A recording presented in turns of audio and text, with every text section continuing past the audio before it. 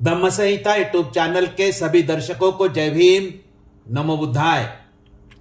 मैं एडवोकेट दिलीप काकड़े हमारे प्रबोधनात्मक धम्म संहिता YouTube channel में आप सभी दर्शकों का तहे दिल से स्वागत करता हूं। डॉक्टर बाबा साहेब अम्बेडकर लिखित द बुद्धा एंड हिज धम्मा ग्रंथ का प्रबोधन पर्व शुरू है।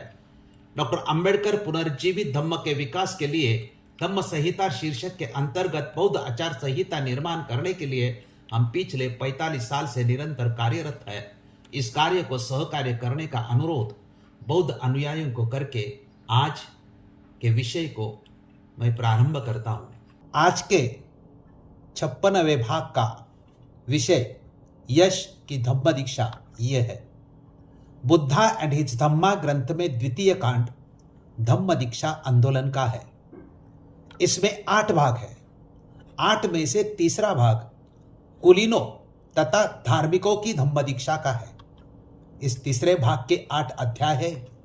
8 अध्याय में पहला अध्याय यश की धम्म दीक्षा का है। 5 परिव्राजकों को बुद्ध ने पहला प्रवचन देकर अंत में उनको दीक्षा दी। बुद्ध पंचवर्गीय भिक्खु के साथ ऋषिपत्तन वन में ही थे। उसी रात को यश अपने पिता का घर छोड़कर ऋषिपत्तन वन की तरफ आता है। उसकी दुख भरी आवाज सुनकर तथागत उसको बुलाकर उपदेश करते हैं।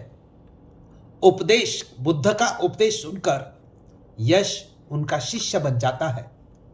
डॉक्टर बाबा साहेब अम्बेडकर जी ने बुद्ध और उनका धम्म ग्रंथ में इसकी जानकारी 22 अंकों में दी है। यह जानकारी और उसका विश्लेषण इस वीडियो में प्रस्तुत किया है। स्पष्टीकरण का पहला बिंदु यश का विलासी जीवन यह है। यश के पिता अमीर थे, उसे कोई कमी नहीं थी। अपने पुत्र के लिए यानी यश के पिता ने पुत्र को सुख चैन की जिंदगी दी थी और यश विलासी जीवन जी रहा था।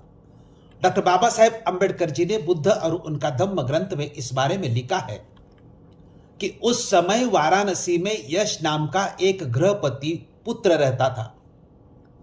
वह तरुण था और उसकी आकृति बहुत आकर्षक थी। वह अपने माता पिता को बहुत प्यारा था और बहुत श्री संपन्न था। उसके बहुत से नौकर चाकर थे, बहुत सी पत्नियां थी और उसका सारा समय नाचने गाने सुरापान करने आदि में ही बीतता था। वह विलासमय जीवन व्यतीत करता था। स्पष्टीकरण का दूसरा बिंदु विलासमय जीवन से विरति यह है। यश अपना विलासमय जीवन जी रहा था, लेकिन उसी विलासमय जीवन में अब उसका मन नहीं लग रहा था। यश धीरे धीरे विलासमय जीवन से उब गया था। उसको परेशानी होने लगी थी। विलासमय जीवन ठीक नहीं है इतना उसके समझ में आ रहा था, लेकिन करे तो क्या करे इसके बारे में उसको कोई समझ में नहीं आ रहा था। उसकी परेशानी बढ़ती रहती है और उसी परेशानी में बेहोशी अवस्था में पहुंच जाता है और वह अपने पिता का घर छोड़ता है और घूमते घूमते वो ऋषिपत्तन वन के पास आकर जोर जोर से बातें करता है। डॉक्टर बाबा साहेब अम्बेडकर द बुद्धा और उनका धम्म ग्रंथ में लिखते हैं कि कुछ समय बीतने पर यश को विरति ने आ घेरा। उसे इस बेहोशी से कैसे छुटकारा मिले? क्या जो जीवन वह व्यतीत कर रहा था उससे कोई श्रेष्ठतर जीवन भी था? यह न सोच सकने के कारण कि वह क्या करे, उसने अपने पिता का घर छोड़ देने का निश्चय किया। एक रात उसने अपने पिता का घर छोड़ दिया और यूं ही भटकने लगा। वह घूमता घूमता ऋषिपत्तन की ओर चला आया। क्लांति के मारे वह एक जगह बैठ गया और बैठा बैठा अकेला ही जोर जोर से बड़बड़ाने लगा। मैं कहाँ हूं? कौन सा रास्ता है? ओ कितनी परेशानी है! ओ कितना दुख है! स्पष्टीकरण का तीसरा बिंदु यश की धम्म दीक्षा यह है। यश परेशानी में घूमता ऋषिपत्तन वन में चला आता है और ऋषिपत्तन वन में बैठकर अकेला ही अपनी परेशानी का इजहार जोर जोर से कर रहा था। उसी रात को तथागत ऋषिपत्तन वन में ही थे। तथागत यश को देखते हैं, उसके पास जाते हैं, उसकी अवस्था को देखते हैं और उसको पास बिठाकर धम्मोपदेश देते हैं। तथागत के धम्मोपदेश से यश हर्षित होता है और धम्म दीक्षा लेकर तथागत का शिष्य बन जाता है। बुद्ध और उनका धम्म ग्रंथ में डॉक्टर बाबा साहेब अम्बेडकर इसके बारे में लिखते हैं कि यह घटना उसी रात की है जिस दिन तथागत ने ऋषिपत्तन में पंचवर्गीय भिक्षुओं को अपना उपदेश दिया था। ठीक उस समय जब यश ऋषिपत्तन की ओर बढ़ा चला आ रहा था, तथागत जो कि ऋषिपत्तन में ही विराजमान थे, बहुत सवेरे उठकर खुली हवा में टहल रहे थे और तथागत ने देखा कि इस प्रकार के दुखद वचन कहता हुआ यश कुलपुत्र चला आ रहा है और तथागत ने उसकी दुख भरी आवाज सुनकर कहा, कहीं कोई परेशानी नहीं है, कहीं कोई दुख नहीं है, आ मैं तुझे रास्ता दिखाऊंगा।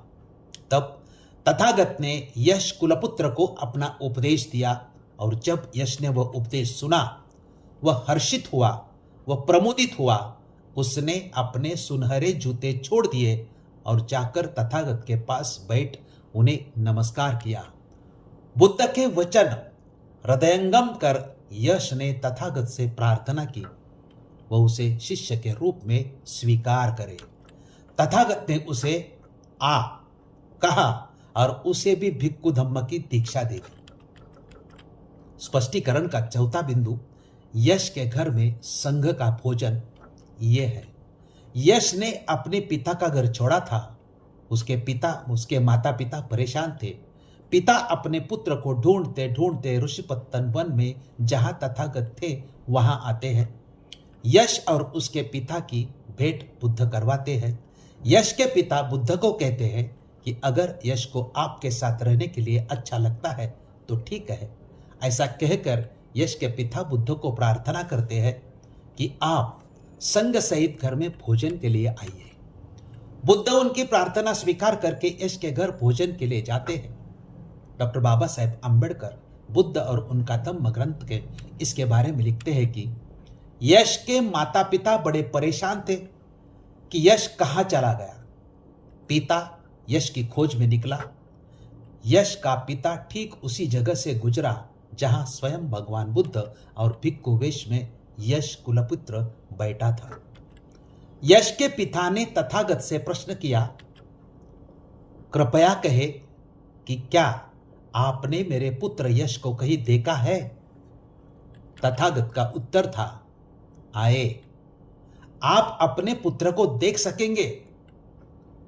यश का पिता आया और अपने पुत्र यश के पास ही बैठा, किंतु उसे पहचान नहीं सका। तथागत ने उसे बताया कि कैसे यश उनके पास आया था और कैसे उनका प्रवचन सुनकर वह भिक्खु बन गया है। तब पिता ने अपने पुत्र को पहचान लिया। उसे इस बात से प्रसन्नता हुई कि उसके पुत्र ने शील ग्रहण किए हैं। पुत्र यश का पिता बोला, तुम्हारी मां तुम्हारे वियोग के दुख से बहुत दुखी है, घर आकर उसे सुखी करो। तब यश ने तथागत की ओर देखा और तथागत ने यश के पिता से पूछा, गृहपति, क्या तुम यह चाहते हो कि यश फिर गृहस्थ बन जाए और जैसे पहले कामभोग का जीवन व्यतीत करता था वैसा ही अब करे? यश के पिता ने उत्तर दिया, यदि मेरे पुत्र यश को आपके साथ ठहरना ही अच्छा लगता है तो वह आपके साथ ही ठहरे। यश ने एक भिक्खु ही बने रहना ठीक समझा। विदा लेने से पहले यश के पिता ने कहा, भिक्खु संघ सहित तथागत मेरे घर पर भोजन करना स्वीकार करे। चिवर धारण कर भिक्षा पात्र हाथ में ले यश कुलपुत्र सहित तथागत यश गृहपति के घर पहुंचे।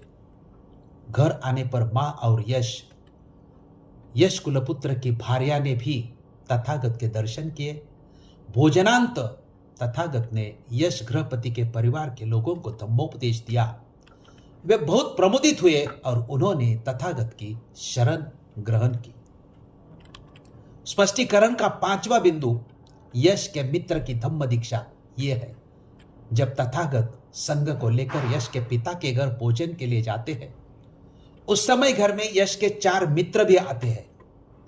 तथागत उनको धम्मोपदेश देते हैं और चारों मित्र तथागत के धम्मोपदेश से उत्साहित होते हैं और शिष्य बनते हैं। डॉक्टर बाबा साहेब अम्बेडकर बुद्ध और उनका धम्म ग्रंथ में इस बारे में लिखते हैं कि यश के 4 मित्र थे जो वाराणसी के ही धनियों के पुत्र थे। उनके नाम थे विमल, सुबाहु, पूर्णर्जित तथा गवामपति।